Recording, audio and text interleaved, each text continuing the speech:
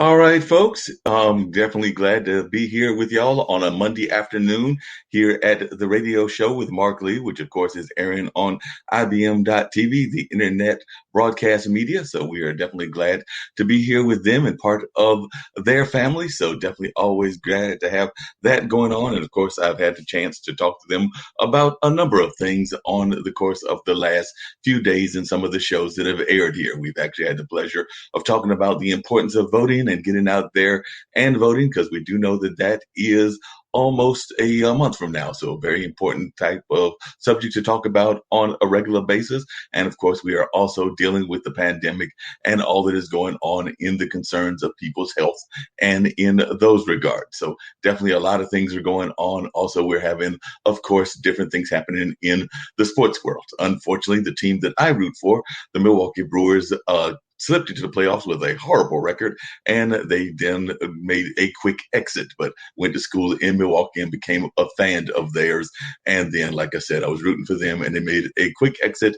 But at least in the NBA, we did have some folks that are at least trying to make somewhat of a contest of it, even though a lot of folks are already thinking that the Lakers are pretty much a given to win. But at least Miami did give them a run for their money and won the game yesterday. So it's a 2-1 series in that regard. And of course, I've got some schoolmates, they are much younger than me, but they went and had a chance to play as well. So Jimmy Butler is a Marquette graduate, as am I, and also Jay Crowder. So glad to see that they are doing well and are competing with the Miami Heat, and that they are at least trying to make a contest of it and not get swept, because you never want to have a championship where somebody gets swept. So that's some of the things that are going on in the world. I know that I stepped outside earlier, and we're definitely having some fall-like weather. It's starting to get a little bit cooler and all of that. So that's some of the things that are going on in this world right now. But right now, I'm getting ready to bring in my guest, and I am so glad to have Deirdre join us. Deirdre Haj, who is the person that runs the Full Frame Film Festival, and I've known Deirdre now for a while, and I'm always glad to see Deirdre Haj in the house. Did a little bit of research and all of that, and was amazed that I learned that she had worked on a couple of shows in her acting career and everything that I actually was a fan of, because I will admit it, I actually did watch some of those soap opera type shows and things of that nature, and she Then did we're some work showing our in age. that. That's a very long time ago.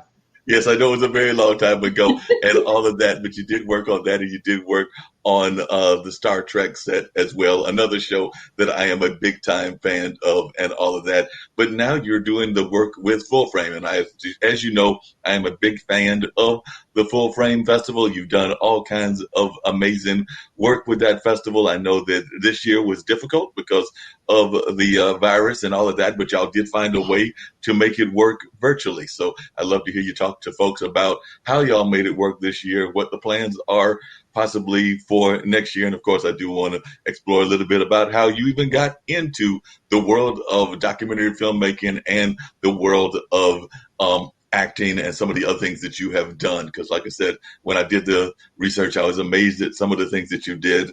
And also some things that you touched on, because I know we like to talk to folks about their passions and things of that nature. And one of the films that you produced dealt with how the creative genius and mental health are tied together. So hopefully we'll get to explore a little bit of that as well. But definitely that's just some of the things that I want to talk to you about. And that's why I want to invite you to join this platform and everything. So I guess the first question I'll ask is how you got involved in the film industry. Like I said, you grew up in the Chapel Hill area, from what I understand, but then you have moved around and lived in different places, and your parents were involved in entrepreneurial work and all of that, and involved in business. So how'd you go from having a family of business owners to getting involved in the world of film, and particularly documentary filmmaking? Oh, wow. Well, first of all, I actually grew up on the East Coast. I grew up right outside of New York City, and I'm the youngest of three daughters. My mom's actually from Arkansas. We lost her last year. And my dad was from Long Island, and they met in the military. So my parents were actually both officers in the military. But my dad transferred pretty quickly and worked most of his career for IBM, and worked between Japan and the United States a great deal in his career. and later in his career moved over to Gartner Group, and he retired back to where he went to school, believe it or not, Clemson.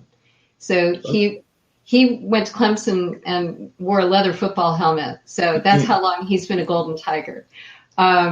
My mom was a nurse, a career nurse, and would have been a doctor in a different time, if she had had that opportunity. But it was nursing school that got her into the military and out of the South and up to the Northeast. So I actually was born south of the Mason-Dixon line, as my mother liked to say, in Maryland when my dad was working in D.C.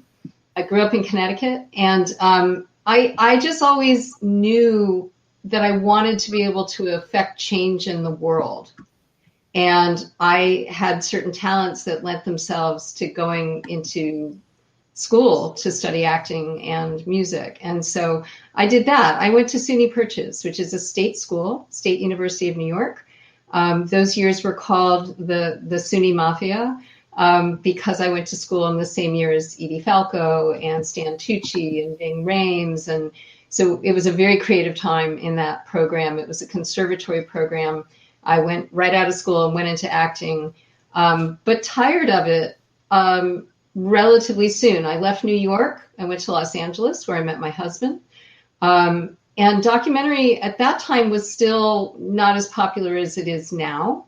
Right. But I was able to work in the documentary field as a producer and work between universities and government agencies and entertainment to really work in that field and how media affects government work and how government work then communicates with the entertainment industry. Mm-hmm. And that became a large part of my work. And I kept doing that even after we moved to Chapel Hill.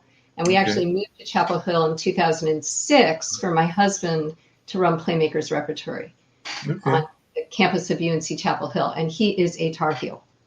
So he's a native Tar Heel and everything. So he's originally from this area, and now you're here living with him and your child and all of that. Who did they follow in that field as well? I've always wondered that whether whether children follow in the footsteps. I know, like I do radio. My parents were actually involved in radio. So is your child involved at all in the field of entertainment? Did they look at you not and at your all. dad going like, I'm not going to do that? No, actually. And my husband grew up in Miami, did his graduate work at UNC Chapel Hill, and we now live in Minnesota. I've been working remotely for the last 5-6 years. Wow. But our daughter actually, like so many kids her age, and this is actually thanks to the public schools in North Carolina, she started studying Latin, a dead language, when she was in middle school.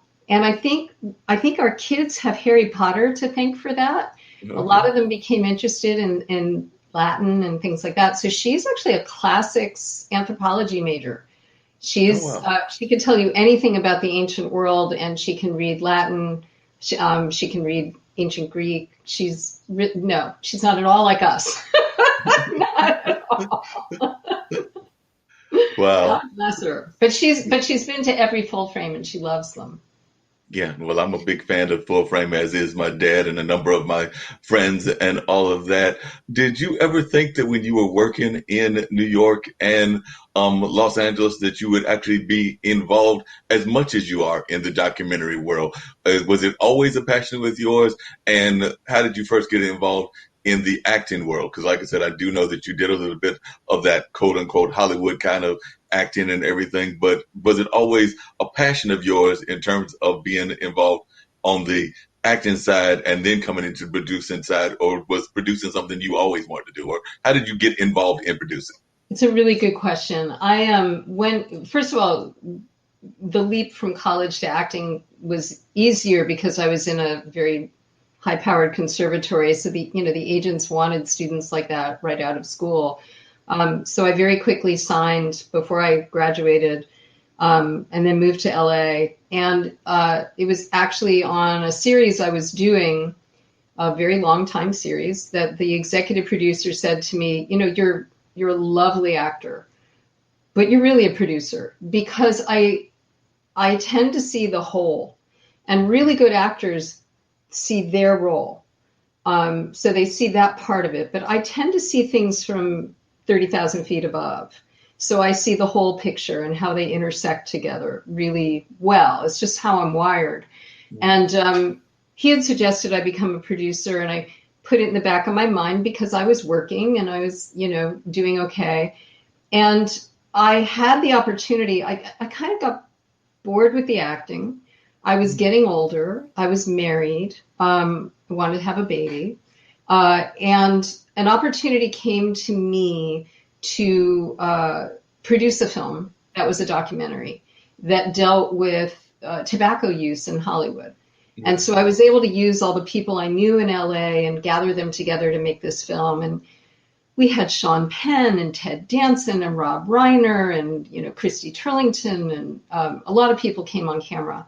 And producing that film taught me a lot. And that was a long time ago, though. That was when people still thought of documentary as, eating your broccoli, Right. And that introduced me to the world of really what became called later impact producing. Mm-hmm. And believe it or not, I met Nancy Bursky on The Loving Story to talk to her about being her impact producer well before I applied for the job at Full Frame. And Nancy Bursky, of course, is our founder, who made the documentary The Loving Story. So that's how I got into producing and made that switch. And then we moved and we came to Chapel Hill.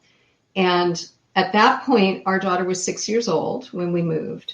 But when the Full Frame job came open, she was going to middle school. And so that changed. It's really, you have an older child who really is starting to want their independence. Whereas when we moved to there, it was all about, walking the dog every morning with her to school and being with our neighbors and a different part of my life. Yeah, definitely. And you mentioned a couple of films that I've always admired and everything. And I was just wondering, because I do remember that there used to be that attitude, and this was one of your early films, about within Hollywood and within the whole entertainment industry, that kind of cigarettes is cool. And I think that that's kind of what your film dealt with and everything. So I was wondering, when you did that film, how was the exploration of that topic? Because I remember, of course, and I'm digging myself when I say this, but watching commercials that had like the Marlboro Man and things of that nature, which we don't see on TV at this day and time. And I don't even know that we see that many. Well, I guess we do see some characters that are smoking, but probably not as much as we did in the past. And that was one of your early films. So I was just wondering if you could talk a little bit about how you got involved with that early film and what impact it might have had on what we're seeing now. Wow. Yeah. It took 10 years for us to get tobacco added to the rating system as a qualifier. But there were two factions in tobacco control at that time. There was CDC, who I worked with, who is a non-regulatory agency. So they would never say you got to slap an R rating on something. But then there was a group out of USCSF, so San Francisco, University of California. And they still, to this day, were pushing for a mandatory R rating if you smoked on camera. And I just thought that showed a lack of understanding of how entertainment works. It's a health issue on the set. It's, secondhand smoke and the smoking of an actor really affects everybody around them.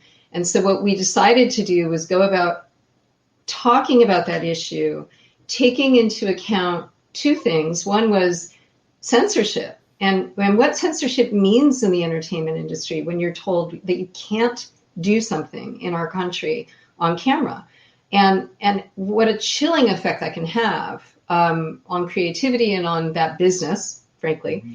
And then the second one was that it was ineffective, that you would have an R rating, but by the time that goes to DVD or streams, or at that time we didn't have streaming, or moves on to television, the damage is done. If a child sees it, they're going to eventually see it, and it's not going to be removed.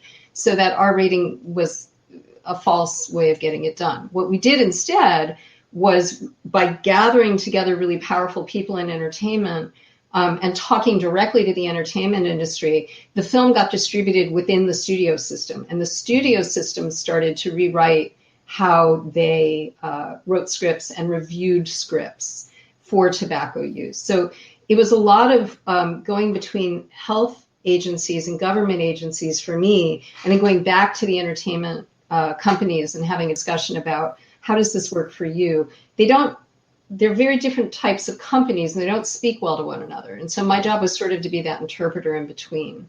Mm-hmm. And I'll just say, when you have a person like Sean Penn, Mm-hmm. who is a prolific on-screen smoker, but one of the best actors of our generation, talk about smoking on screen, you also have to talk about the fact that Sean Penn's father was a blacklisted writer.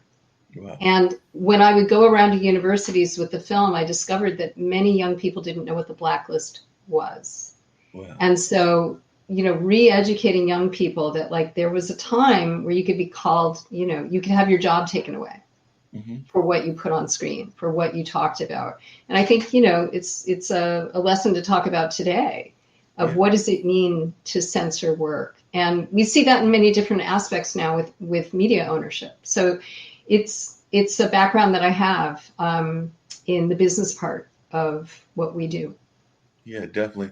And another film that I alluded to earlier, which I know that you were also a producer of, and that was some time back as well. But I know here on the show, we've actually had a lot of our guests and other panels that have talked about the way that we treat mental illness and things of that nature. And then you did that film that dealt with creativity. And a lot of times there's a thin line between creative genius and what we now consider various forms of mental illness. I know that there are a number of great artists, including even Charles Mingus, the great jazz artist, that was committed into a mental institution at one point in his life and everything. And there have been a number of others as well. So what are some of the things that you learned when you were producing that movie? And also, how did that movie come about?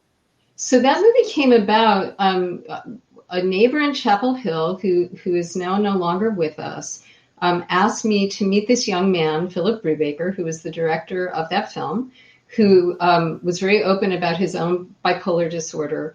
And he wanted to make this short film about art and mental illness and the people he knew in the community who their art was somewhat medicinal and helped them with whatever disorder they had. And we made that film together. He was extremely young at the time. And he actually was in the first class of MFAs at Duke to get his MFA in documentary experimental arts, which is run by Tom Rankin, my former boss at the Center for Documentary Studies. And Philip and I made this film. And some of the most important things I learned is that as effective as we can see that art therapy is, it is not something that the insurance companies will reimburse you for. So they'll reimburse you for, occupational therapy, but they won't reimburse art teachers for art therapy. And yet we can see it in the data and in the day-to-day life that art therapy often helps someone with a mental disorder.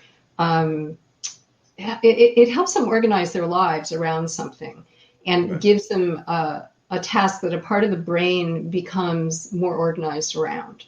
And at that time, we were just starting to learn with functional MRI to be able to look at the brain while that work was starting to be done. And it's clear in the functional MRIs that it works. I think what was surprising about the film was that psychiatrists who have become so distanced from patients by pharmaceuticals and things like that really took to it. And what I would hear back from the doctors in particular is that it re-engaged them with the patient, that it reminded them of why they had wanted to go into that to begin with. So we know in Durham and in the Triangle area, we have a huge problem with that, and not giving resources to those in our community that have real mental illness. And it's got a cascading effect in crime and homelessness, et cetera, et cetera, et cetera. Overburdening of our resources, our police, our jails, et cetera. It's not what those people need. It was a really great opportunity. Yeah, it sounds like it's a great opportunity. Also, what is it like when you get, because I saw that you had gotten, and you mentioned Nancy's movie, Loving You, and I know that one of my other producers here and is involved with a number of our shows actually comes from a mixed family. So he actually talks about how his parents, it would have been against the law, because a lot of people forget that mixed marriages were actually against the law until into the 70s, which is not that far long ago and everything. I think he said 73 or 74 or something like that in a lot of places, that it was not actually legal. So what was it like to get that thank you in that movie, and what was your role in that movie, Loving You and everything? So I would love to hear about how you were involved in that. It was so small. I think I was among the handful of people though, that did say to Nancy originally was not going to direct the film. She was going to produce it. And I was one of those people who called her after looking at what she had and said, you should make this film. You should direct this film. You're ready. Take that leap. The biggest role that I'd say I had is at that point, I was already the director of the festival. HBO had the film and very much wanted to premiere it at the Tribeca Film Festival, which historically happens right after our festival, but they demand a premiere, which means we wouldn't have been able to show it. Wow. And I got on the phone. Nancy was a little distraught. She didn't know what to do. And I got on the phone with HBO and I said, look, you can premiere this at Tribeca among 100 other premieres and it will get lost, or it'll get some footing, but it won't get what it'll get in Durham, North Carolina, in a historically segregated house where the director was the founder of the festival. You need to give us this film. And it was truly, to this day, one of the highlights of my career at Full Frame, and I've been there for 10 years, was Nancy walking out on that stage, and our then head of production, Ted Mott, I'd walked off stage, I'd introduced her with all the love in my heart, and he said, look around. And I turned back, and everybody was on their feet in Fletcher Hall. Yeah. And it was just such a joyous moment. We had the Loving's daughter with us. We had one of the attorneys who tried the case when he was a young man in front of the Supreme Court. It's just one of those magical moments in Fletcher Hall I'll never forget. What are some of those other magical moments that, if you can reflect on it? Like you said, it's been a 10-year career now with Full Frame that you remember. So what are some of those other magical moments that really mean a lot to you? Because like I said, whether it's you, whether it's Nancy, whether it's a number of the other members of the staff that I've gotten to know and call friends, I see that y'all are really engaged, really enjoy being part of the festival. I just consider y'all all part of that great Full Frame family. But I was just wondering, what are some of those great moments that you can reflect on and remember? God, Mark, that's such a loaded question. There are so many. I would say that they almost always center around seeing how moved someone else is by the crowd, by what we've created and the space we've made for them. I remember the world premiere of If You Build It, which is set in Bertie County, and the director was standing in the back of Fletcher, and everybody had leapt to their feet. And I don't know if you remember this film. It's all these disaffected young people in Bertie County, and these design instructors come in and they learn to design and build things together. And they eventually build a farmer's market that helps revitalize their main street. And the director was standing there, and I put my hands on his shoulder, and he turned around and he was just weeping because the audiences at Full Frame are the best audiences you're ever going to get. And we hear that again and again. And, these filmmakers, they're not wealthy people. Right. It looks like there's a lot of money in documentary now. There isn't. There's a handful of rich documentary filmmakers, but there aren't many. They're coming because they can be with each other at Full Frame and be with a really meaningful audience that just loves them so much. And it's all centered around that. Those are the moments that really resonate for me. And I can think of the individual films and the individual filmmakers, but they all center around that. I'd say that and being backstage with Sadie before opening night, because it's just so nervous. We're both, I'm just always like a cat on a hot tin roof. I'm just so nervous at that moment.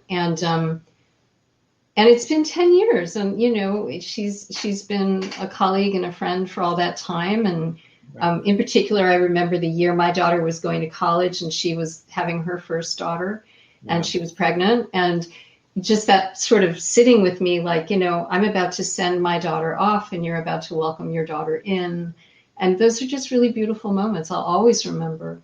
Always, almost always, though, I'd have to say the barbecue, because the barbecue is when we really see our, both the documentary and the Durham community together. We're exhausted, so I'm almost always crying my eyes out. But you see people who you really respect in the industry receive the love that they deserve. And that just means everything. Yeah, I can see why that would mean a whole lot. One of the things that we've seen in the world lately, particularly with all that's going on, whether it's BLM or whether it's the pandemic, is the power of the arts. And I would argue the power of definitely documentaries. I would love to, if you could speak to that as well, what you've seen in that growth, even in the documentary world, because it just seems to me that a lot of what we're seeing now is the arts being used, and it's been used that way historically, but even more so as a tool to get off some very powerful messages. So I was wondering if you could also reflect on that.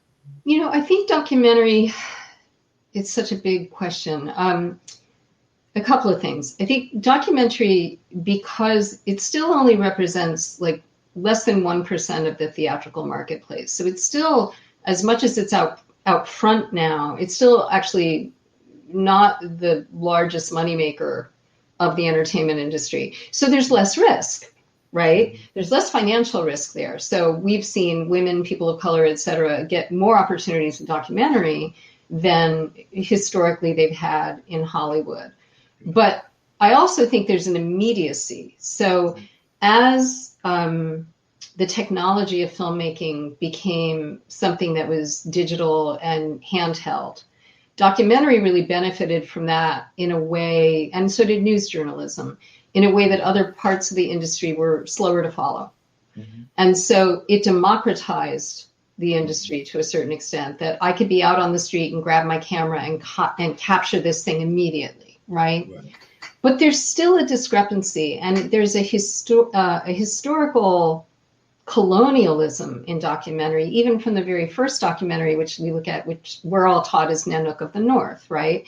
A, it's staged, and B, it's about a white person making a film of someone of color.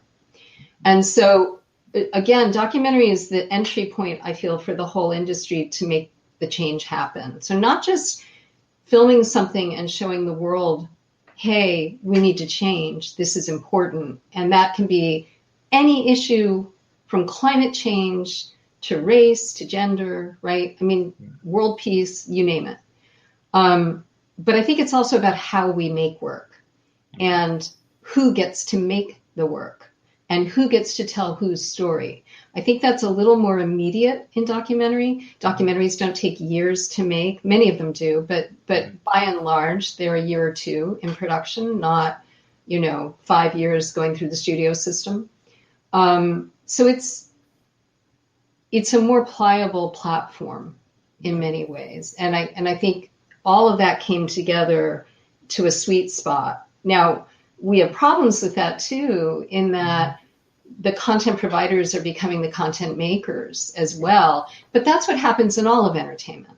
Mm-hmm. Like in the old days where Sundance was about, truly independent work, and they struggle to keep that now, because then the studios opened their own independent arms, right? But there's still studio films. So it's complicated, and how we work to make space for the truly independent voices is as important as our friends at Netflix and ESPN and these great places that are making great films and giving voice to them. So we need to keep both afloat. And I think that's what the more prominent documentary festivals can help do, I hope. Yeah, because you raised an interesting question that I hadn't really thought about, but I was wondering if you're seeing more of that, because we are seeing like the Netflix and the ESPNs and those big corporate kind of companies that are stepping into the documentary world. And I hadn't really thought about how that might be impacting the independent documentaries. But it sounds to me like you're saying that is something that they probably both welcome, but at the same time fear to some degree, because if those big corporations might push them out. And I know that that's something that can be a concern. So I was wondering, is that a correct reflection that there is a fear that some of these kind of like corporate type documentaries could also be pushing out some of the more independent voices? Yeah, I wouldn't say pushing out, because I think there's more and more platform for independent voices, but whose voice is louder? And I think there's positive and negative. I mean, just a couple of weeks ago, I was able to connect some Durham filmmakers to ESPN or to some other places to pitch their work. So, we're able to be a conduit in some of those ways. And sometimes that happens. Sometimes that person pitches their work and they get picked up. There's not a million jobs for everybody, or a million births, if you will, in the streaming world or in the broadcast world. I think it's a positive and a negative. The positive is, again, people don't see documentary as broccoli anymore. and Right. there is more work, and there are more platforms for independent work. If it weren't for documentary, and nonfiction work, a large part of our entertainment industry wouldn't have been operating for the last 6 months, Right. because they've been able to show that work and keep that work alive. So yeah, I think there's definitely a positive and a negative. I don't think there's anything wrong with it, but I do think we have to work hard to find places for the independent voices. Yeah. Yeah, I would definitely agree with that. Got to find those places for the independent voices. I know that sometimes one of the things that I oftentimes hear is that folks will try to stereotype, for lack of a better word, as Hollywood as being very much of a liberal or progressive platform and everything. And while I definitely agree that there are those voices, one of the things that I've even noticed in Full Frame is that there are all kinds of voices out there. Because I mean, there have been some films that I have seen at Full Frame that I would argue are definitely have some conservative kind of values in them and everything, no matter what the issue is. Just like there might be some of those quote unquote more progressive values that are said as well. So that's one of the things that I've noticed. It seems that y'all try to do on a regular way is to have a balance, like not like try to curate it that way, but it does seem like there seems to be an attempt to give like a little bit of the right, a little bit of the left, a little bit of the various voices that the community has. Is that a correct assessment on my part? Because it does seem to me that y'all try to offer a lot of voices. And I know that the stereotype that exists from certain places like 1600 is that all media is this liberal bastion. And I don't know that I necessarily agree with that. Look, I think no matter where you stand, somebody's to the left or the right of you, Right. right? Really rare that you're all the way to one extreme or the other. And it is not how we purposely curate, but we are looking for films that are going to generate discussion that we think our audience wants to see or needs to see. And it's our place, it's not our opinion. It's our place to carve out a space for the discussion around the opinion, even if you disagree. And I've said for the last several years, and we couldn't be more divided than we are now, and you've probably heard me say, I'll get up on opening night and I'll say, I want you to bring somebody this weekend who doesn't agree with you.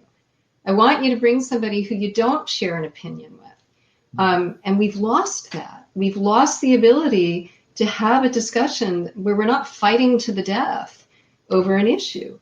And I think it's, for me, the best documentaries and the documentaries I like the most are firmly in the gray zone. They are firmly where you walk out and you go, gosh, I don't know what I think, but it's making me think. Right. And that to me is a great documentary. It's so hard in the field because you're looking at a film and it's not journalism. It's definitely allowed to have a point of view, but you also don't want a film that's propaganda. Right. Right. And to somebody, some of those films are going to look like propaganda. Right. And it's really about, it's so completely subjective. It's really about where you stand. So again, I wouldn't say that we're curating deliberately to have that, but we are curating to have a wide berth of work. And that's not just in the subject matter, but in the form and how we tell the story and how a filmmaker is working. So, in the old days, documentary was, a bunch of charts and somebody with a plant over their shoulder giving you an interview, right? And they're all weighted to this side of the screen, right? So that's not the case anymore. Everything goes, animation and new ways of telling story without sound, with a lot of sound. Short form. I mean, it's just exploded. It's exploded. And how lucky are we that we get to explore all that? No, I agree. We're definitely lucky. And as you were saying, I was thinking that one of the greatest films I ever saw was actually not a documentary, but it was a film that I had that reaction when I left. And it was actually a remake of a horror film. But I remember when I first saw the first remake of Cat People, because I think I was in college at the time in the mid 80s and everything. And I just remember coming out of that film because there was a lot of subject matter, even though it was a fiction film, there was a lot of subject matter within that film. And I remember me and my fellow schoolmates at the time were just having a lot of questions around the character, around the number of things that were going on in that film. So I had one of those kind of moments that you're talking about where you come out of a film and you just have a lot of discussions around the film because of everything that you experienced. And it really is about great storytelling, and we all love stories. It's human to love stories in every culture. So, Right. whatever form those take, I always think of Full Frame as that opportunity for the community to come together and listen to stories. Right. And, hopefully you don't just go to bed after a story. You want to talk about it. Yep, exactly. I agree. That's something you want to do is you want to talk about what you learned and all of that. Speaking of what you learned, we are in the middle of this pandemic and everything, and y'all had to pivot like so many folks. I'm actually on the board of the Carolina Theater. So what was the pivot like this year? How did y'all manage to show? Because I did know that y'all showed some virtual kind of things in order to stay active and involved and things of that nature. So how did that work out? And what are the plans? As because I'm hearing some communications that we might not be out of this in terms of vaccines and everything else until like spring or even summer or fall of next year. So Right. is the plan to have a live full frame? I hope so, because I love being there in that environment. But if it's virtual, I can also understand that. So what was it like to pivot this year in 2020? And what are the plans right now for 2021, given that they Okay. may So change? how to tell this story that doesn't bore everybody, but also doesn't cause me to have, post-traumatic stress on camera. So we were canceled, just to remind everybody, March 10th by Duke, and that meant it was less than a month before Full Frame.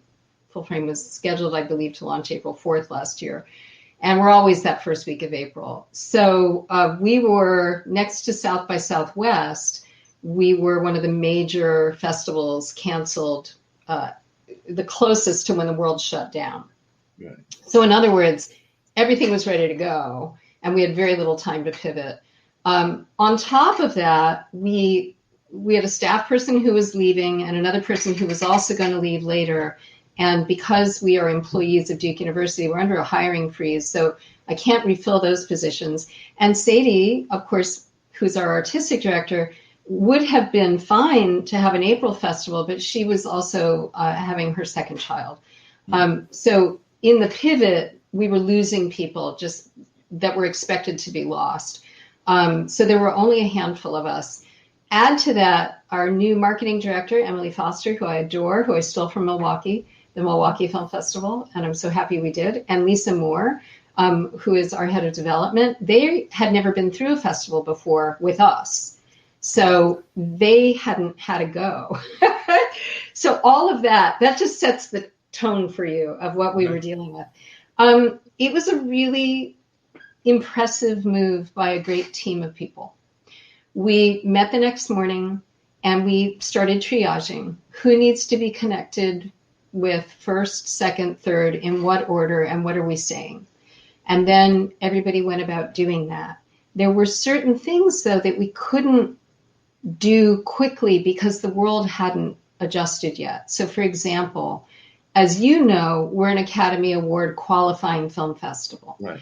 So that meant, well, what's going to happen if we put a film online? Does it lose its status? Because in the old days, if you streamed before you showed in a theater, you'd lose your ability to get an Academy Award.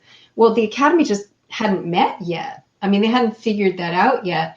And that isn't the same for documentaries as it would be for features. So there are different pieces of the Academy that need to meet to make that decision. And, you might think that the Academy of Motion Picture Arts and Sciences is this big fancy organization, and in many ways it is, but their staff is just as small as we are. So, that staff was working as desperately as they could and as quickly as they could. So we adjudicated all the awards remotely. So everybody got paid. Everybody who won an award got their award money. All of our award sponsors said, yes, absolutely, hold on to our money and pay people. So that was all done with a distance. We had to find an online platform that would work really quickly. In the end, it couldn't work with the payment systems at Duke. And so we thought the most elegant thing to do would be refund everybody and offer it for free.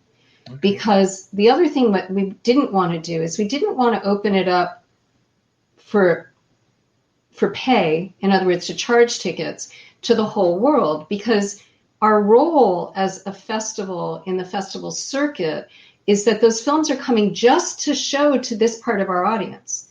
That doesn't just mean Durham. That means the full frame audience, which includes really important filmmakers who are Academy voters who come down from New York, or they come in from LA, or they live in the rural South and they're coming to Full Frame to see those films.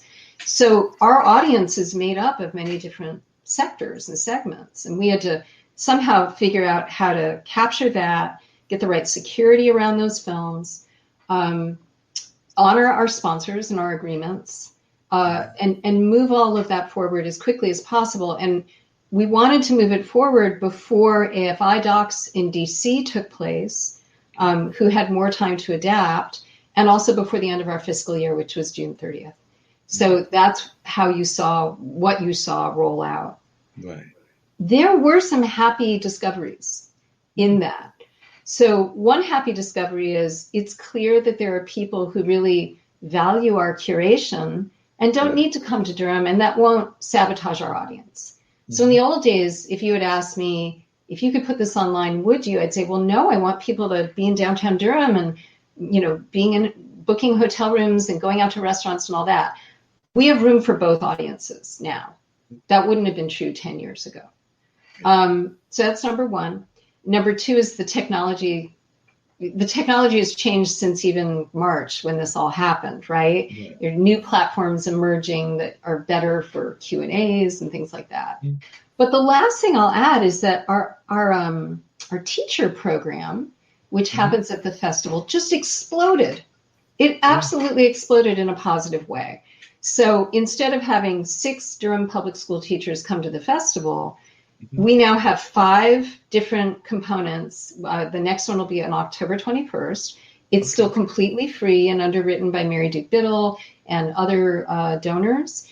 And it now has 60 to 80 teachers from South Africa, from India, from Puerto Rico, from New York. All these teachers finding one another and sharing best practices using this program that we developed, taught by a Durham public school teacher, Davis Harper, and allowing teachers to use our program in their classrooms at a time when they need it more than ever. Oh, yes. So again, there are like some happy accidents, if you will. And that one on October 21st is about creating empathy using documentary film in the classroom.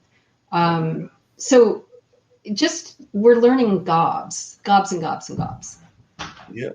And what are the plans for 2021? Is it going to be a live in-person festival, or do you have any idea yet what that's going to be? I am working as hard as I can to figure it out. I wish I had a Ouija board that worked and could tell me everything. I could tell you this. I think a lot of festivals will keep the online component whether or not they can have a physical event. And it's really good to know that we can help spread those filmmakers' films if they want us to online, or if there's someone, we have people that come in every year from other states that if they aren't able to come, or maybe they're immunocompromised and our world is only partially opened, they'll still be able to access that work because now we know how, right? Yeah. Now we know how to get it out. But I think we will probably try as best as we can to have a physical event. I don't know when yet. I have some thoughts, but we owe that to Durham. We owe that to our city and to our state and to our friends in Durham, because there are restaurants and hotels. We are the busiest weekend for a lot of businesses, right. And we have to try to bring that back to our main street. We really do. Yeah, well, I know I'm looking forward to it whenever you get a chance to do that and get it back there and everything. But I was also. It won't be up to us. Yeah. It won't be up to us. It'll be up to Durham and the city and Duke to make that determination. But, I hope they do it because, like I said, they are definitely and I agree that y'all are such a resource and everything. I was actually reflecting on a couple of conversations I had where we talked about the importance of Full Frame to the community and everything of that nature. Because actually one of the conversations came up with a film that was before your time and everything. But I think that the first time that I saw the film that dealt with Shirley Chisholm's historic run for the presidency was at Full Frame several years back. and everything. And I just remember that as being a very powerful film. And of course, it came in when Kamala got picked to be vice president and everything. So And in it's a being conversation. rescreened. It's being rescreened at Duke, I want to say, really soon. And we've been showing work all summer online and doing Q&As with the filmmakers where people can write in their questions. We showed The Fight, which is about the ACLU, online. We showed Boys State, which is just a huge film looking at our democracy and how our democratic system rolls through the lens of Boys State, which is an organization in every state. We have one coming up where we haven't put the date on it yet, but we have a new vice provost of the arts, John Brown at Duke, Yes. who many people know as a musician. And John actually was featured in a film that won our best short, I want to say it was 2012, called One Night in Kernersville. It is such a beautiful film. It was directed by Rodrigo Dorfman, who's also a local. And we're going to rescreen that online, and we're going to do an interview, a sit down with John, now that he is Vice Provost of the Arts at Duke. And that's exciting. We're looking at rescreening Lance, which was part of our lineup, an ESPN film, and having a discussion with their director. So we have a lot coming up, and hopefully we'll be able to show our Grand Jury Award winner as well, Mayor, which won the Grand Jury Award. It's about the mayor of Ramallah in Palestine. And it's a great verite film. I really, really love this film. So we've been staying as active as ever. You just have to be on our website or on our email list and tuning in. Sounds great. And I know a lot of folks will be checking the website out, and they'll be trying to learn more about what's going on. As a matter of fact, I'll probably put that on a banner shortly and everything, because it is fullframefest.org, if I remember correctly, for the website. So I'll actually put that on so that folks can check out what's going on and they can learn more about what's going on at the festival. But I'm always amazed. You said that it's only 1% of really, I guess, Hollywood and things of that nature, but it seems to have more of an impact, because I keep thinking about even the great actors and actresses that I have seen that I have known from Hollywood that have appeared right here in Durham, North Carolina at the festival. Like I know Danny DeVito and a number of others in history have appeared, because while it might be a small part of the population of what goes on in Hollywood, and you did spend a little time there, it seems like it is very much of a important part to that larger community, because it seems to me that a lot of our big time actors have a great appreciation for the art of documentary. So would you agree with that? And what do you think is the appeal to those that are in the more mainstream acting community? Because it does seem to me that even when I read interviews with them, they will oftentimes allude or talk about some documentary film festivals they watched or something that was in that documentary area. So I was just wondering if you have noticed that as well. Well, first of all, I mean, truth is stranger than fiction. So a lot of the stories you're looking at, come sometimes from a documentary or from a true life story that then gets adapted into a narrative film. But documentaries are less expensive to make, and they're faster. So they don't make you as much money back necessarily. So for an actor who's in the field, that's not where they're going to make their bread and butter. However, I think people go into acting, they go into the business by and large because they want to make the world a better place, because they want to change the world. And a way they can do that quickly and effectively is through documentary and supporting a documentary, lending their voice to a documentary. A long time ago, it used to be, who could you get to narrate your documentary? So that name was on there. Now it's about who can write an original song, right? And win an Oscar for the documentary. Anything you can do to get attention for whatever issue it is that you're trying to put out there. And they're not all issue-based films. Right. Sometimes they're just story-driven. And great stories, like I said, are what move people, whether it's a narrative film or a documentary film. So I think there's always been an attraction there. I know that also, we have local celebrities like Sharon Lawrence, actress Sharon Lawrence, and she's from Raleigh, and she always buys her parents a pass, and she comes when she can, and she's just incredibly supportive because it's her film festival. I mean, look, this year, the Academy Awards had to qualify the documentary films in a unique way. They chose 9 film festivals to qualify a full-length, feature-length documentary film. Full Frame's one of those 9. Wow. So just to remind people in Durham, that's how important this festival is to the documentary world. And documentary in Durham has a home. The Southern Documentary Fund is in Durham. Full Frame's in Durham. We are a place where people move from California and come to Durham so they can live and work affordably in documentary. And I don't think it's an accident that that's where we are. It's a really unique and special relationship between our city and our festival. No, I definitely agree with you on that and everything. I consider you, along with some others, definitely Sherry over at the Arts Council, of course, Angela over at Hayti, and a number of others, John, who you just mentioned, to be one of the leaders in our artistic community and things of that nature. What, in your mind, does it take to be a leader in the artistic world for those that might think that they want to even step into leadership roles and things of that nature? So, in your mind, what does it take to be a true leader in the artistic world? Because like I said, I definitely consider you to be, and have considered you that for a number of years, to be one of our great leaders here in the area. I don't know if it's only the arts, but and thank you. I'm flattered that you say that and humbled by it. I think it takes a couple of things. One is understanding rigorous fiscal responsibility, that just because you're doing art doesn't mean that you should waste money or you spend money flagrantly, right? That they don't have to be divorced from one another. So one is being responsible with resources, but also taking care of artists and making sure that artists come first. I think it's also about understanding that the arts matter to our community, and it doesn't work if your community doesn't understand that. So an arts leader's job is to articulate and advocate for the importance of the form to your community. Because if it doesn't matter to the community, you shouldn't be there, right? So I don't think it's an accident that our film festival is a documentary festival and we're in the Research Triangle, which is one of the most, diverse yet highly educated areas. I think documentary speaks to all walks. The fact that we're able to show documentaries to young people, teach young people how to make documentaries and have an entree into the industry and understand you have everything you need to learn how to do this.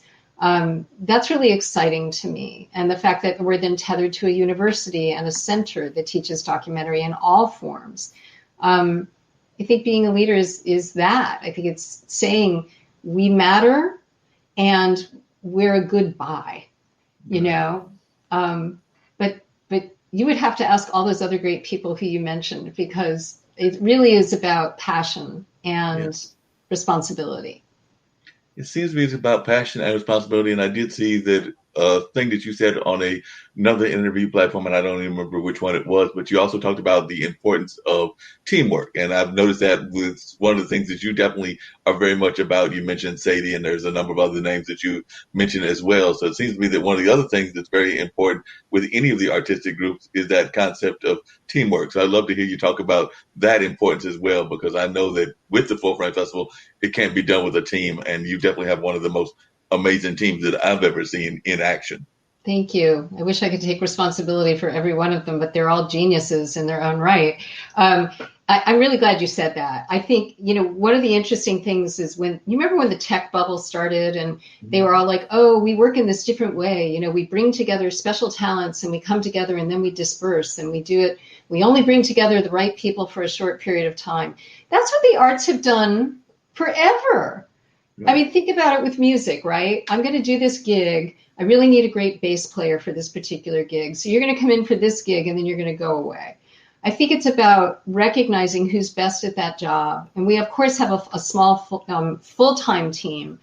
And you'll often hear me say to them, I'm like, I don't need to have the best idea. I just need to hear it when it comes up. Or I'll say to Emily in marketing, I'll be like, this is your expertise, not mine. You tell me.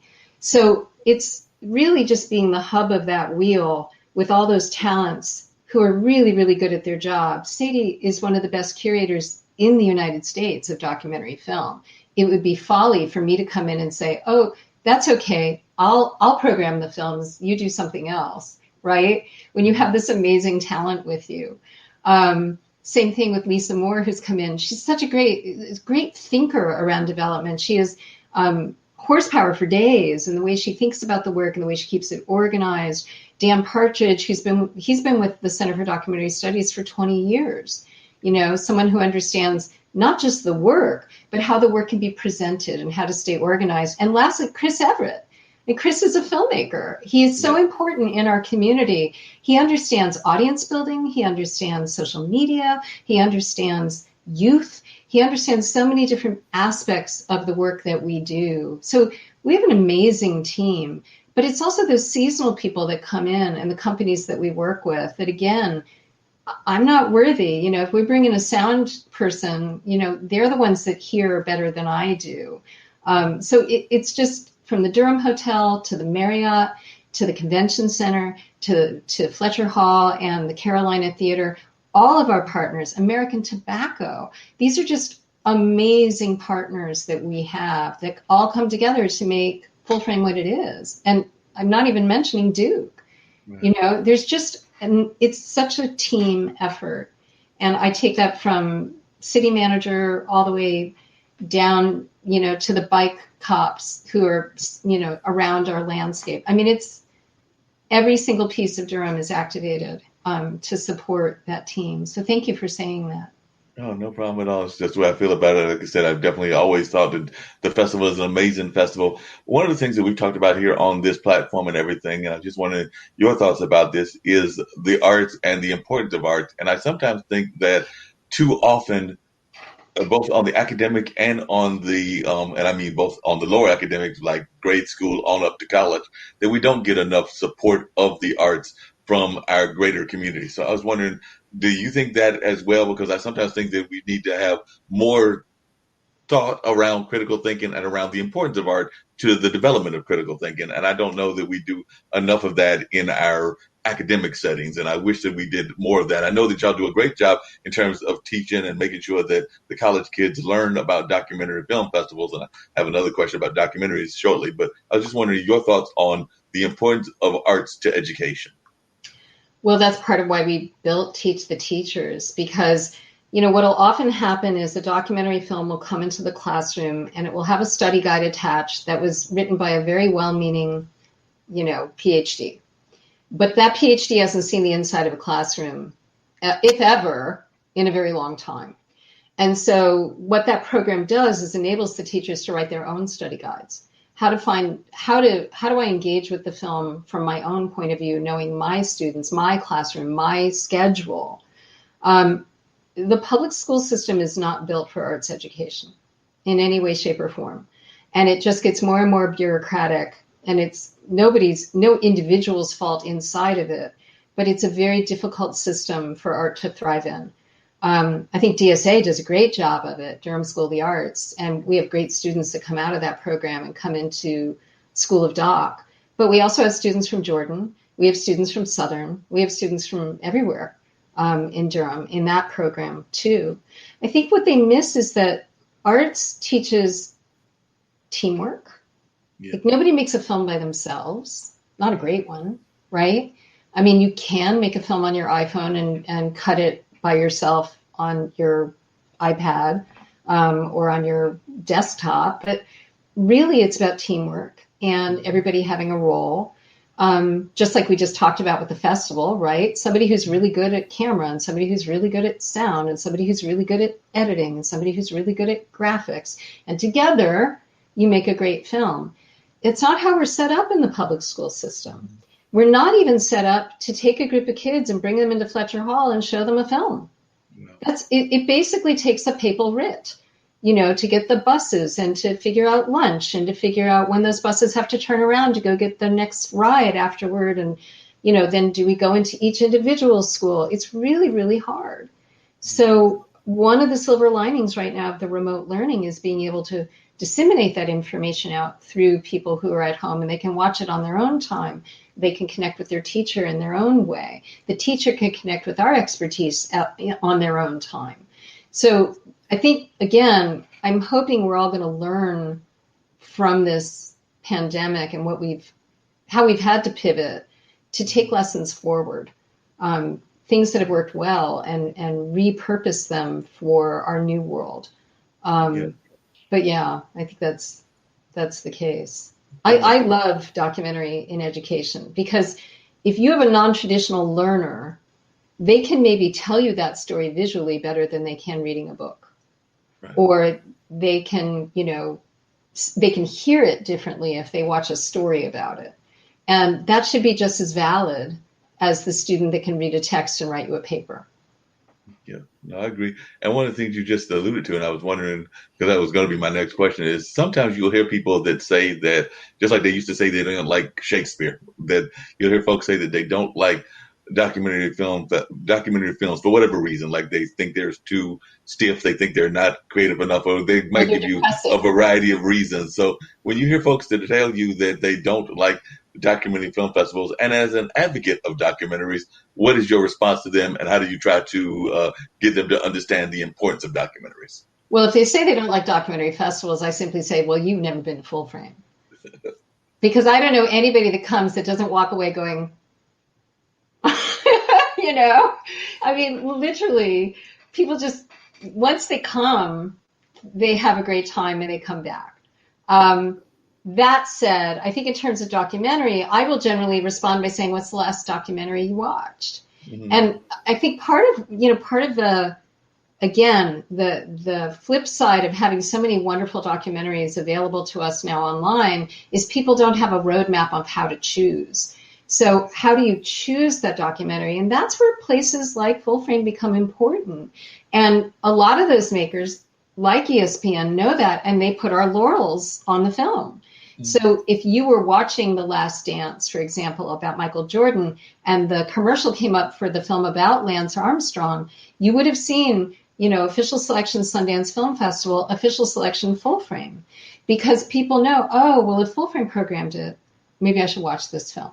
And that's where the curatorial voice really comes in, is if you like the kind of films we show, then you're going to look for our name. There are other festivals like Tribeca in New York. If you like the kind of films Tribeca shows, then you should look for those Tribeca laurels. We're really curators, like museum curators. Do you like modern art? You should go to MoMA. Do you like classic art? You should go to the Met. They're curated different ways. And I think we have a very distinct curatorial voice, which is Sadie's. Yeah, she's definitely done a good job with that. And I know that there are also, not just Sadie, but there's also that selection committee. I've had the pleasure of serving on the selection committee for the Haytide Film Festival, as well as curating that. So I know what Sadie's job is like and things of that nature.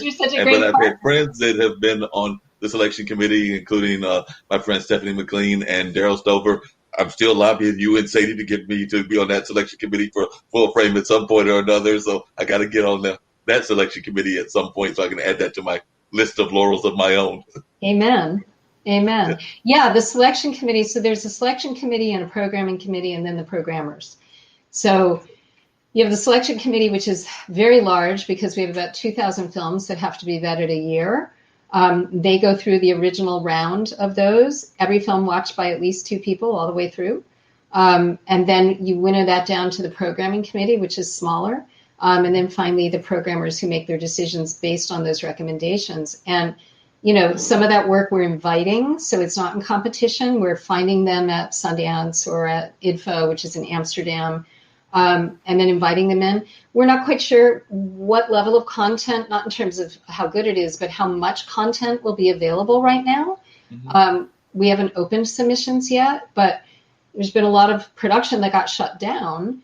And there's a lot of filmmakers who are holding their work back because they want to wait until, to see where the world is. There's a lot of noise in our world right now, and it changes daily. So getting a foothold of, where are we is important for both the makers and how they want to release their film, and for the festivals and how they want to curate the work before it goes into the marketplace. So everything's changing very quickly, but yeah, that's how that process generally works. And I would also say we work really, really hard to vary who those people are in terms of gender preference, race, age, etc., so that you're not getting one voice, you're getting many voices as much as we can. Yeah, that makes a lot of sense. And I also know that in the past there were several um, guest celebrity curated aspects as well. So how did that work, and how did y'all go about selecting who those are? Because I know there have been a few like well-known documentaries that were guest curators, and then I think there have been some other like more like um, celebrity types, I guess, that would be Yeah. considered that have done the curating as well. So how do y'all go about making those happen? Because I've seen some amazing guest curated projects as well at Fulbright. Yeah, we have what we call our thematic series, and in a usual year, we will screen. It can be anywhere from 6 to 12 documentary films around a theme. But what we do with that is instead of us curating it, we go to a professional, like you said, and it can vary year by year. Some years we may ask a documentary professional to curate around formal aspects of the film, so how the films are constructed and how those hang together as a type of documentary storytelling or a progression in documentary storytelling. And then other times we'll go around a theme. Like the last time we had a general election, R.J. Cutler, who made The War Room with D.A. Pennebaker, we asked him to curate around political documentaries. And what have those looked like historically?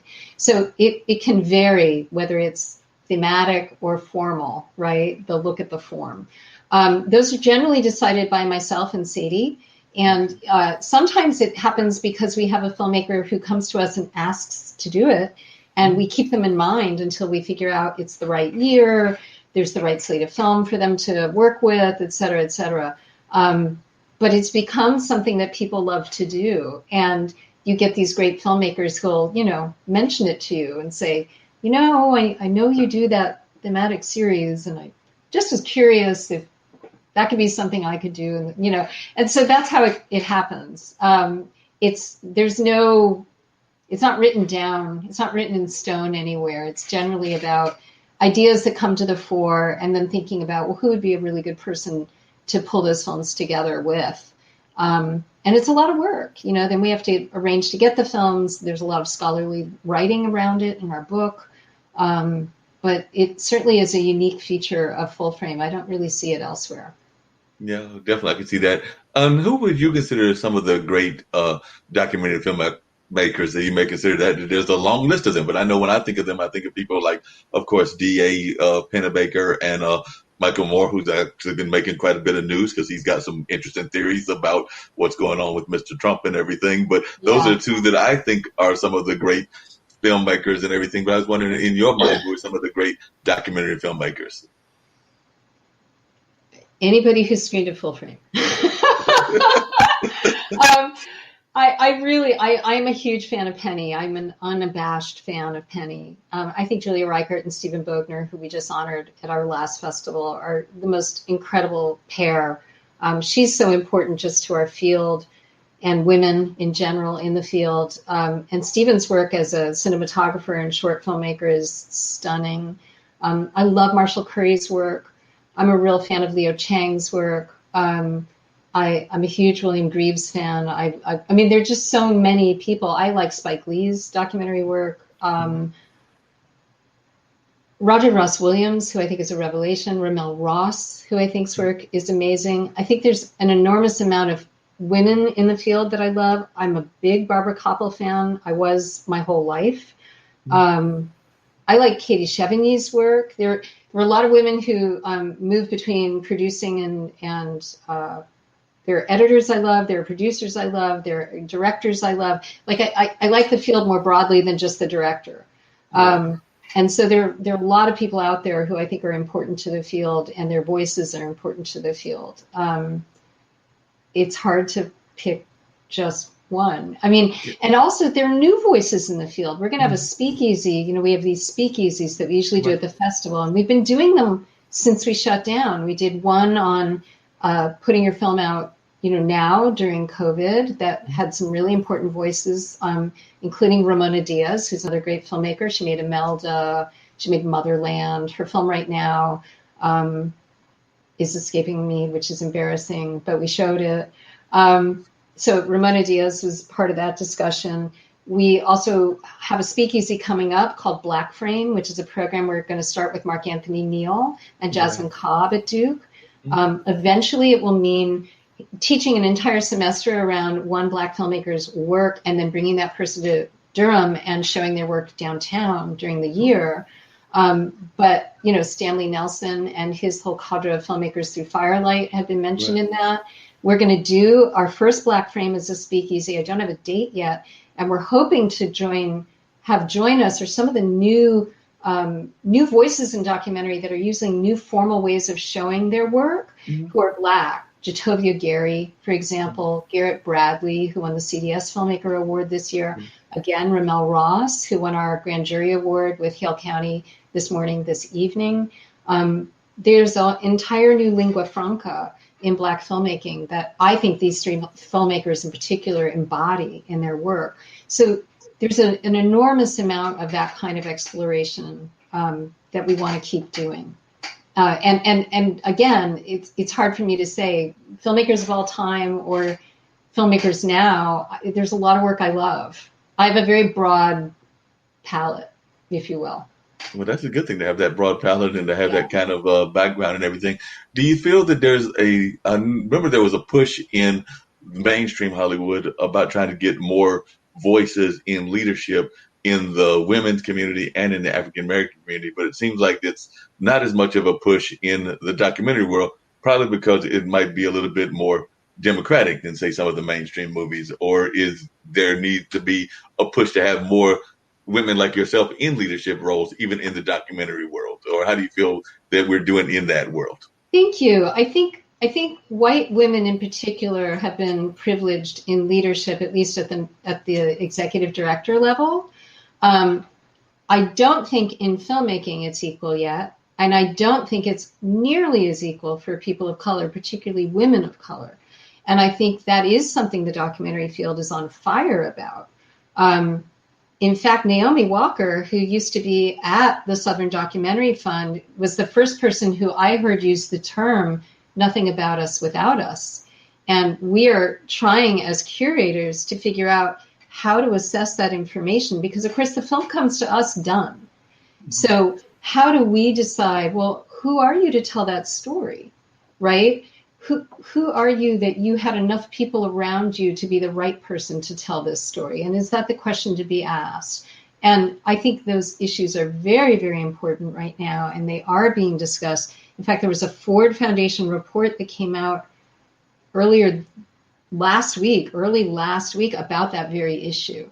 So we need to be working diligently in an anti-racist space so that we can assess what our role is in those areas. I've been having a lot of conversations with Durham native Natalie Bullock Brown, who's talked about this. She's a filmmaker as well. Right. I know Working Films in Wilmington, North Carolina, is working on this issue. And I actually think it's a role that we have in the regional South in documentary that we need to take up in a bigger way than the coasts. And we're under-resourced here in a way that they are not. But there are many affinity groups now in documentary film, but they're really on the coasts. And, you know, those of us in the rural South or in the Midwest, we need to find a way to coalesce around these issues and make them sustainable for filmmakers.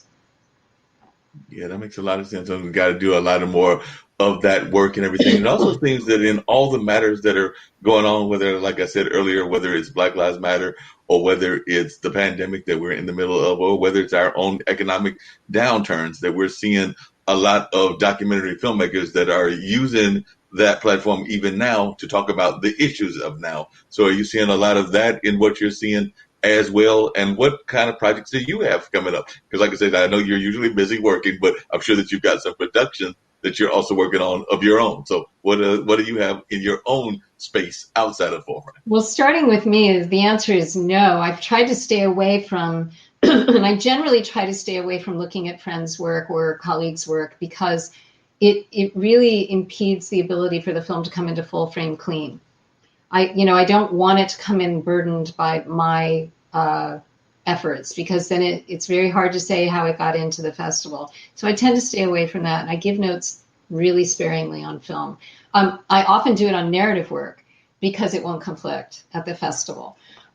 So that stuff I just do on the side. Frankly, it's a full-time job doing full frame. It's particularly now when we're completely under-resourced, and I just don't know. I'm proud to say Full Frame has economically been very strong for the 10 years I've been here. This year is really dire. It's really dire. If you can't sell tickets, if people who donate money to you can't know, that you're going to have a festival, except that it's online, or, it's not the same economic return, and you still need to pay people and keep the lights on and pay the rent, even if you're not there. And we have all those things, just like all the other arts organizations, to do, but we depend on tickets in those 4 days. And if we can't sell them, it's hard. It's going to be really, really hard. We also ask a lot of the businesses around us, and what do they have to give right now? Like, we really need support. So I'm working through that. But in terms of, I forgot the first part of your question. I don't have any private production. I was saying you don't have any projects of your own that you're working on, except for narrative things is the backside, but the front part of it was talking about how documentaries are actually addressing even the more current issues, whether that's the pandemic or the Black Lives Matter or our own economic downturns. And you actually alluded to that a little bit with what Full Frame is going with. So a lot of documentarians got out pretty quickly. Or a lot of the documentarians with resources, though, because they had the resources to mask up and get the materials and figure out how to do it quickly. I live in Minneapolis, and I can tell you that a lot of Black makers I know here were not able to get out with their cameras because they were working in their own neighborhoods to make sure people got fed. Right. They were using their producerial and directing skills to organize. And so they didn't get in the field. But I'm starting to see footage from people that were in the field. And again, I'm seeing really exciting work. I'm seeing new narrative lines and ways of telling stories visually. It takes time to contextualize news and tragedies and things that are happening. Just getting out with your camera isn't what a documentary is. That's journalism. It's going to take a little time for those things to find context, whether it's George Floyd, Breonna Taylor, Black Lives Matter, or the pandemic. We need distance to be able for the filmmaker to take that footage that they got and contextualize it and put it together in a way that we can make sense of it. And I think things that are happening quickly, Alex Gibney just had a film out about the pandemic, but he has enormous resources to get that done. And it's great that he got that out as quickly as he did. Other stories are going to take time. They're going to take time, and it's probably worth it to wait. One of my favorite documentaries is David France's How to Survive a Plague, which was about AIDS. Mm-hmm. That film's made so many years past when it was set because he went back and grabbed all that footage from ACT UP and those years in New York. And I remember those years. And I remember us not knowing what AIDS was and how they were going to organize to combat it. And, that's where we're at. It's going to take time for the stories to get told. And storytelling without context isn't really storytelling. It's journalism. Yeah, now that you say that, it makes a lot of sense. I was just thinking about two of the documentaries that I recently watched on like the cable outlets and everything. But one was about Madam C.J. Walker. And of course, Madam C.J. Walker has a long time been gone and everything. And then the other one was about somebody that I really don't have the greatest deal of respect for their views, even though I have respect for them as a woman. But that was the film around Phyllis Schlafly, which also touched on a lot of the people that were against her, be that Shirley Chisholm, be that Gloria Steinem, or a number of other folks. But I did watch part of that series, which is also like a documentary series and everything. So I definitely remember it was called Miss America or something like that. Yeah, but it's a docudrama. So think about that film was probably pitched 3 years ago, right? Knowing that we'd be coming into an election. So that takes time for a narrative film to be made. And I would contend with documentary, the opposite happens. They're filming now, getting the footage, and then trying to contextualize. What context does that have? And again, we're at a time of daily change, and I think it's very difficult for filmmakers to put work out right now that's able to tell those stories in a way that you won't be on to the next thing tomorrow, right? Yeah. And I think stories that last, stories that stay with us. You know, this Ramona Diaz film I was mentioning, it's about Maria Ressa, and she's been, you know, arrested and on trial for being a journalist. And that's something that's really scary in our country, watching, going, oh my God, this could happen here, you know, vilifying the media, et cetera, et cetera. So those are things that we have to, it just takes time. It takes time to contextualize properly what we're living through.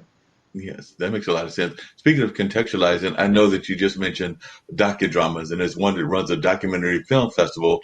What are your thoughts on docudramas? Because I think that sometimes people are worried that they spend too much time on the drama and not enough time on the factual journalism documentary part of everything. And I've heard that argument, but I've also heard the argument about how it actually brings those people to light.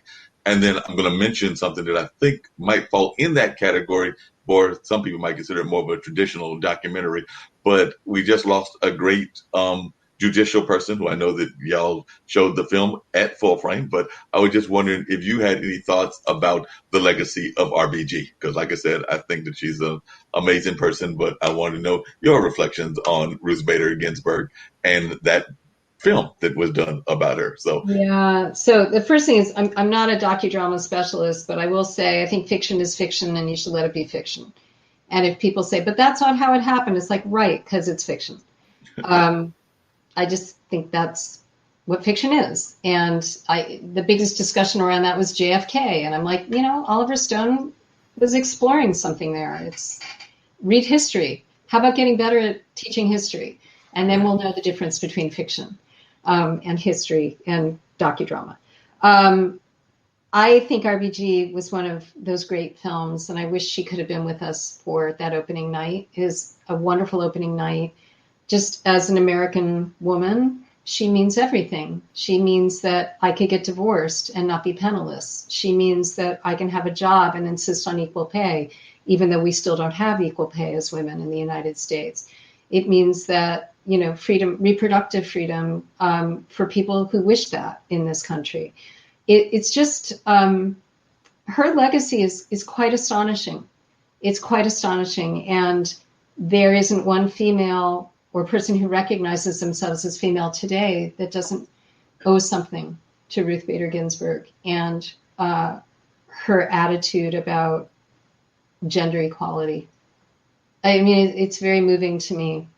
It's deeply moving to me.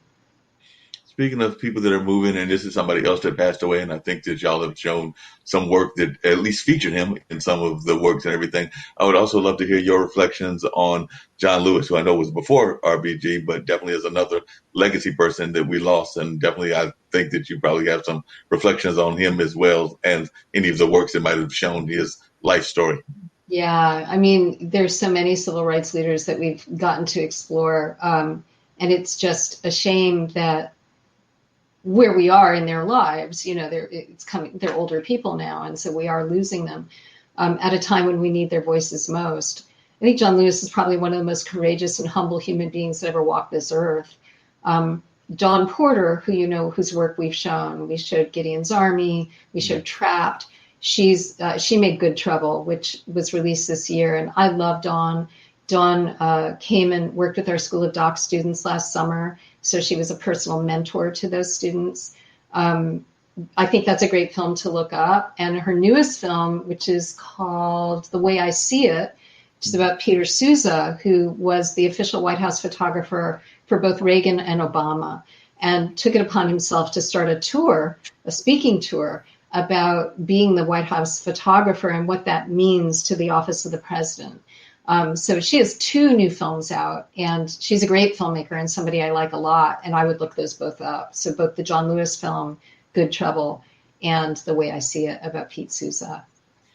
Yeah, definitely. And like you said, for those that are watching and we have a global audience and everything, because I know we've got some fellow producers that are out of Australia and South Africa and a number of other places. So we do get folks that are watching from around the globe. But for those that are watching that are thinking that they want to go into, well, it's actually 2 parts. They're thinking they want to either go into acting, which you did as a young person, and what advice would you give them? And would it be the same advice that you would give to folks if they wanted to go into either being a producer and or a festival director. So, like I said, I think that those are two vastly different jobs. So that's why I'm asking it in two different ways. So Oh my for those goodness, that, they are. They're so wow. In every case that you just mentioned, there's nothing I can say or not say that would keep you from that profession if that's what you want to do. They require incredible drive and passion, and there is no guarantee in any of them. They're just about drive and passion, luck, and some talent. And I think that's all I can say about it. I mean, it's just, if you really want to do it, you're going to do it, and nothing anybody says to you is going to stop you. And I'm really blessed that I've gotten to have two wonderful careers in my life, and I wonder what the next iteration will be, but I've been really, really lucky. And at the same time, I've worked really, really hard, and there's certainly no guarantee of financial success in either profession. And there's no guarantee of getting there. So you just have to love the journey. I agree. The journey is definitely the important part, and a lot of folks don't think about the journey and all of that because it's definitely a long journey and all of that. But I'm thinking that we want you to stay in full frame for another 10 years. You said you don't know the next what the next version will be and everything, but we want you to stay in it for another 10, 15, I 20 love years, John. as long as you can, because I you're doing all know. kinds of great work. So can we I have you want for to another stay. 10 years here and everything at full frame? I know that you're doing it from Minnesota now, but you can do it from afar. Well, it's really, again, I'm so blessed. It was that, both the Center for Documentary Studies, the staff at that time, and a lot of our key sponsors in Durham really wanted me to stay on and enable me to go back and forth. So I've been doing remote leadership for a while. It really, the day they decide they don't want me to be there, I won't be there. But I love it, and I miss Durham terribly. It's not just that it's warmer, because it is. It's warmer. The people are so wonderful in Durham. Every time I come back home, and I think of it as home, I'll walk out, of my hotel room, and I'll walk over to the office, or I'll walk to lunch somewhere up on Main Street. And there's never a shortage of somebody to say, "How are you today? How you doing today?" And I just love our city that way. I love how we all hang together. I love the way it's constructed with the Bulls and, Main Street, and then going down to where the breweries are. And I mean, it's just such a great, rich city. And we're very lucky that we're right at the heart of it, and that American Tobacco and Michael Goodman said to us, "I want to build you a theater. I want to put you in the center of American Tobacco so that anybody can get to us from all over the city, because the bus depot's right there." I think it's such a special place. And it's no surprise that if you read all the business journals, they say, Durham is poised to be one of those cities that will survive this terrible time. And I'm not surprised by that at all. Yeah, me neither. Not surprised at that in the least bit. But if there was something in terms of art management or in terms of full frame management that you could change, was there anything that you would change about either art management or Durham management if there was something that you could improve about both of those? Because I agree with you that they are both great things, and I love my city, and I definitely love what we've got going on in the arts community. But I was wondering if there was something that you would like to see improved in both of those, what would it be? I wouldn't say improved. I would say if we had more resources, I would want to do more across campus, and I would want to do more across the city. And we tried a few of those things, and we just didn't have the resources. So we still show work for free on our website, and we often show it across the triangle. And when we go back to being in person, we'll keep doing that, because I believe anybody that wants to see the work should see the work, and it shouldn't just be for 4 days. So we'll continue to do that. But the thing that I wish we could do more of is, maybe getting farther out into the state. We had a program called Common Ground, where we were out in small rural areas, sharing how to do local festivals better, but really showing work out in those areas. People who are not going to come into full frame, people who wouldn't have the opportunity to see those films. And those generated different kinds of discussions than what we have at full frame. So it's really about resources. And right now, we're just going to we're going to hope that we can be in person this year. We're going to hope that we can take care of our neighbors and show the work and take care of those great filmmakers that always come every year. And we'll see how it goes. And what about for Durham? If you could change like the greater Durham artistic community, how would kind of changes do you think you would like to see in that realm if you could make any? I mean, again, I think it's just a matter of resources. I think Durham's great. I think people are punching so far above their weight, every arts organization in Durham, that with more resources, just imagine what could happen. But that said, what our city gives us is wonderful. And I think we're all, sometimes you have to leave to see what other cities do differently, to see both the positives and the negatives of that, you know. I'm in Minneapolis. The Twin Cities has more private giving to the arts than any area outside of New York City in the United States. But when you look at fiscal giving per city, Durham really does a lot for its community and understands that the arts are tethered to the economic prosperity of the city and to visitor spending and to overnight spending. And I'm so grateful for that. There are a lot of cities that don't quantify the economic impact of their arts organizations. We're really, really lucky to be in Durham. But sure, more resources would be more work, you know.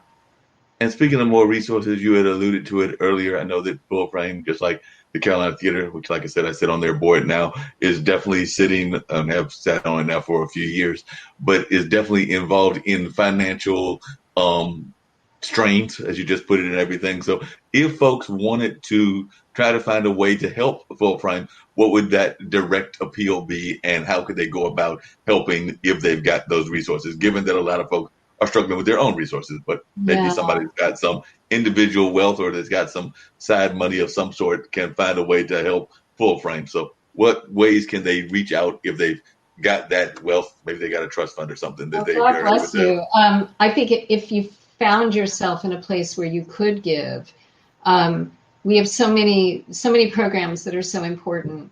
Paying our filmmakers, for example, is something that we did this year. Usually we use that money to bring them in, but if we just had a little more resources, we could be paying our filmmakers, we could be paying our selection committee members, we could be spreading and sharing that wealth, keeping our youth programs robust, which, you know, are really important programs and funded in part by the Academy of Motion Picture Arts and Sciences. Businesses, you know, we do so much in-kind and cash sponsorship. We love our business partners, and we really try to tailor a sponsorship around whatever that business needs. You know, is it an advertisement? We can do that. Is it online shouts? We can do that. Is it, you know, something that happens at the festival itself? We can do that. We look for unique ways to partner with businesses, and we're really lucky in that manner. So really, it's about, we certainly don't want to take from people that don't have right now, but if someone finds themselves in the position where they want to support us, boy, we really could use it. And they would just go to our website and go to our development page and contact Lisa Moore or myself, and we'd be happy to talk through all the possibilities. It really is about that individual person's passion. You know, we've had people come to us and say, I really want to give to youth, and we find ways to do that. I really want to give to filmmakers, and we find ways to do that. I really want to be able to help you do more free screenings. We find ways to do that. So it's all about ways to support the festival and how we support the community, not just like, give us your money and we'll put your name on a screen. You know, it's really about being involved. Yeah, definitely, and I agree. I'll get ready to wrap up everything very shortly, and get ready to wrap up the conversation. But I'm glad to have you as a guest here. But before I wrap up, I did want to just, like I said, coming back to the early question and everything. And some of this is more fun kind of questions and all of that. So, what was it like working on those sets and everything way back when you were in Hollywood and all of that? Because, like I said, I've read about your work with Renee on Star Trek, I believe it was, as well as some of the other folks that you worked with. So what was that experience like, and all of that, as well as the experience on Dallas? Because I will admit that I used to watch that show way back when and couldn't remember even seeing your face on there, but it was a small role. So that's probably why I don't remember. So well, The 13th season. I was a regular on the 13th season. So that was the last season of Dallas. It's a lot like making a festival. You come together as a family and then you disperse. And, Renee was somebody who actually ironically went to Duke University and was a writing grad, as I recall, and who was a friend of mine in New York before we both moved to LA, became a really important writer for the Star Trek series, Deep Space Nine and some of the later shows, and I think, Next Generation. I'm really showing my age. They're just great. It's great jobs. They're great families, and it's part of why when we started the School of Doc, our youth program, I said, I've never been on a set where there isn't a job for every single person. Right. And that learning how to work as a group and understanding, how your individual spoke of the wheel comes together to make the whole wheel turn is what every movie set and every TV set I've ever been on does really, really well. And if there's a spoke broken, you notice. And look how lucky I was to be on these shows that, they've been on forever. I mean, Dallas, Cheers, Star Trek, they're like the powerhouse shows. And so I got a really first class seat to see how it's done well. And I'm very, very lucky that way. I had a lot of fun in those years, and I'm having a lot of fun now. Definitely. Is there any lesson that you learned then that you didn't learn later in life with the documentary? So is there any lesson that you learned in the early ages with the Hollywood experience that you were able to carry on to the documentary world, or a lesson that was learned differently? So many. Oh, many. But I think above all, gratitude. Mm. Gratitude. I remember when I'd only done the show, none of my shows had aired yet, and somebody, there were people, we were on location, and some people had come and asked for autographs, and I was like, I'm not a star, you don't want my autograph. And I remember one of the guys on set saying, that's what we do for our fans. And you realize it's not about you, it's about them. And I think I've never forgotten that. And I think it's so important for us at Full Frame. If you're to come to a meeting where we're talking as a staff, it's all about the audience. It's all about the filmmakers. It's not about us. It's about the audience. It's about the filmmakers. It's about really making a home. If you look at those recorded Q&As with our filmmakers that we did this summer, they all allude to how much they miss being with us, because that's why they come to Full Frame. Yeah. They're like, oh, we wish we were on stage at Fletcher Hall. We miss you guys so much. We want to be with you. And I think that's a testament to everybody who's ever worked at Full Frame and the home that we've made in Durham for the documentary community, but also for our community to feel like we all belong. Those 4 days, we all belong. We're all there together. And I'm incredibly grateful to our community for that. No, I definitely agree with you. We're all there together. I remember the first time that not the first time, but one of the ones that I saw, the last Full Frame, was a talkback. And I want to say it was with Stanley Nelson, and it was over there at the Durham Hotel. And it was one of the most amazing talkbacks that I have seen. And he definitely was engaged. Like you said, I know he's been there a number of times, but I just remember him being very engaged with the community and very much engaged with that conversation. And I know that I learned a lot even hearing him talk back about the different movies that he had been involved with, because he's been involved with so many great and powerful documentaries. So definitely. And how amazing was that? I mean, that was our A&E Indie Film Speakeasy. You're sitting there in the Durham, and he's talking about, I remember being in Penny, D.A. Pennebaker's class, and Penny was in the front row. We've lost Penny since then. Wow. But, there's a legacy of filmmakers. And there's the same thing for, Lorenz Grant and Stanley. There's a generational giving, right? From Penny to Stanley to all the young filmmakers that have worked with Stanley. That is, we're so lucky that we get to host that once a year. Yeah, but like I said, that was amazing. I was just so glad to be there and to hear that. I agree with you. The barbecue is always great. Sometimes job situations with my own job, like HI and other things, would get in the way. So I didn't always make all of the barbecues, but those that I made, I did enjoy. Now, my other last two questions, and one is something that people always ask me and everything, just because I've done this in my own social life and everything. But how do you tell folks that they can manage to balance being involved with and having a relationship with somebody that is also in the business. Because as you said earlier, your husband was, and I don't know if he's still there, but he was at Playmakers. Y'all have been in the business for years. And sometimes folks are like, that's next to impossible because it's two people that are in the same industry, but y'all seem to have made it work. So I don't know how y'all managed to make it work, but what advice do you give to folks that are in the same industry in order to make it work? I have no idea. I think nobody knows the inside of a marriage. My husband now runs the Guthrie Theater in Minneapolis. It's a very large institution. I will say that we understand each other's issues and struggles. And that means, if you're away, you're not away because you're, eating bonbons somewhere. You're away because you're working. And we understand what it is to love what we do. And I think, you asked earlier about our daughter. And the one thing that we said for all times about our daughter was we just want her to love whatever she chooses to do. Because if you love what you do, it doesn't feel like work. And so we're blessed that way. And I think understanding those challenges together has made him my best friend. So, if you're in the same business, you gotta look still for your best friend. That's all. No, that makes a lot of sense.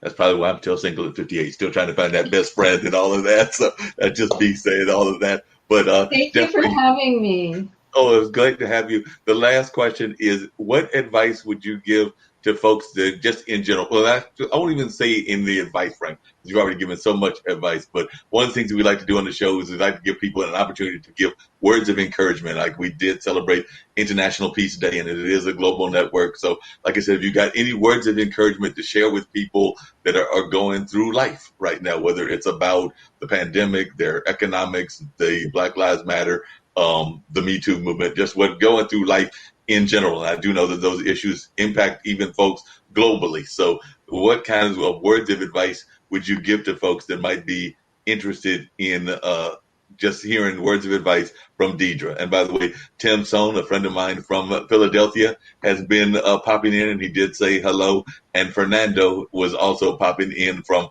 the California area. So Fernando has been watching from California. So he's a friend of mine out of the California area and is actually somewhat of a activist in that community. But Deirdre, what words of advice or encouragement would you give to folks that are watching right now and may go back and watch the reruns on Facebook, YouTube, Twitter, and a couple of other platforms that we're on? But I think right now in our world, all I can say is a day at a time, sometimes an hour at a time. Right. This is unprecedented, and just to remember that everyone's human, and I'm so sorry for the people that are struggling right now and who have suffered loss in so many ways and who continue to. It's just a really painful time, and I hope that I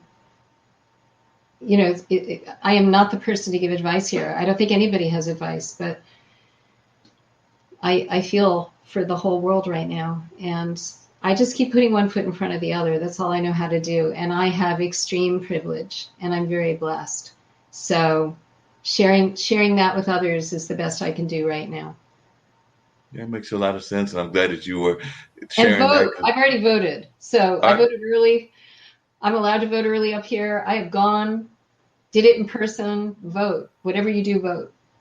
That sounds great. And we've definitely been encouraging folks to vote. Actually, one of our shows yesterday was all devoted around voting. So we were definitely having about 2 hours of conversation around what you just said and getting out there and voting and making your voice heard, because that is definitely so important, and definitely important to even what Deirdre does, because you have to vote in order to put people in office. Because I know that you talked about the importance of voting, and I do agree that we need to go out and vote on a national level, but a lot of times it's those local politicians that make decisions, including like funding Full Frame, because I know that it is oftentimes supported by our Durham City Council, and I want to say our Durham county commissioners as well. So a lot of times those are just an example of how local elections are important too, because y'all probably have to go to them annually, right? Don't you have to go to them annually in order to get some We're not money? supported by the county. We are supported by the city, though we have individual county commissioners who are,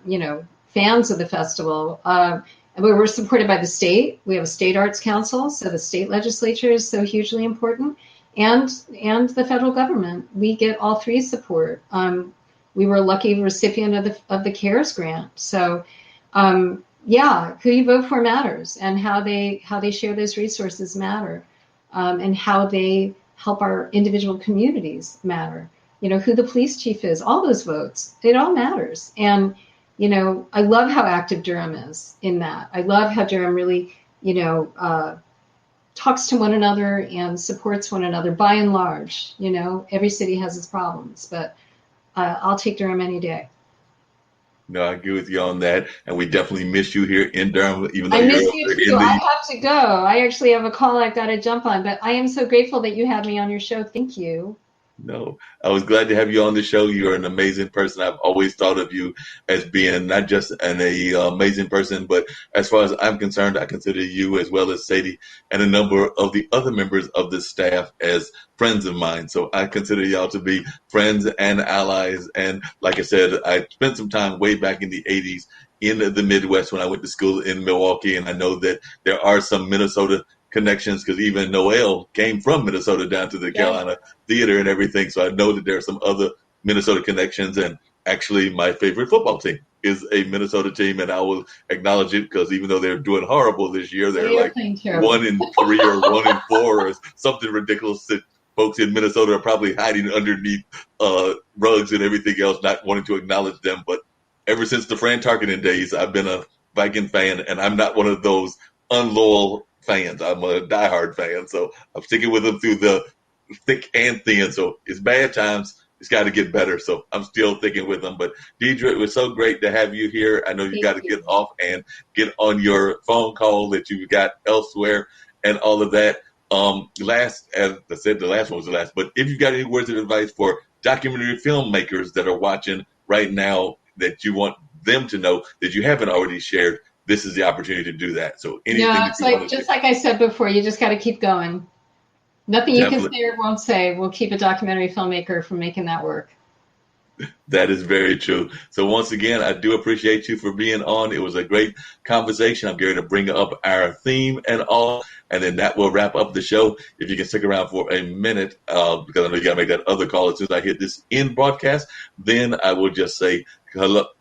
Goodbye to you online and everything, but you can just hold on for about a minute or so. But this has been an amazing conversation with Deirdre Haj with the Full Frame Film Festival. And as you can see, the website has been scrolling across. So definitely, if you've got things that you'd like to learn, if you want to see the schedule, and I did see that the dates are up for next year, and hopefully we'll see a live version. So hopefully that will be happening. That's what I'm rooting for, and I know a number of others are as well. So definitely, it's been a great conversation on the radio show with Marc Lee right here on IBM.TV, and I will wrap it up that way with the theme song, and we'll be back next week with more amazing guests. Actually, I've got one more show to do here later on this afternoon, which is Musings, Music, and Memories, and that'll be coming your way later on. But right now, let's hear the theme song, and then that will wrap it up for this particular afternoon for this show right now.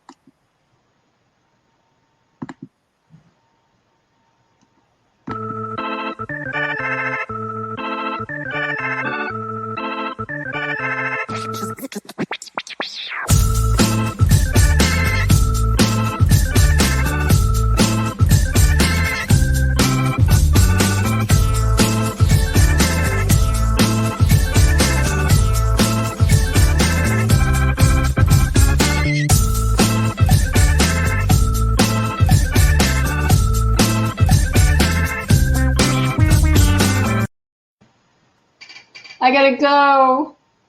Yeah, I know. Hold on.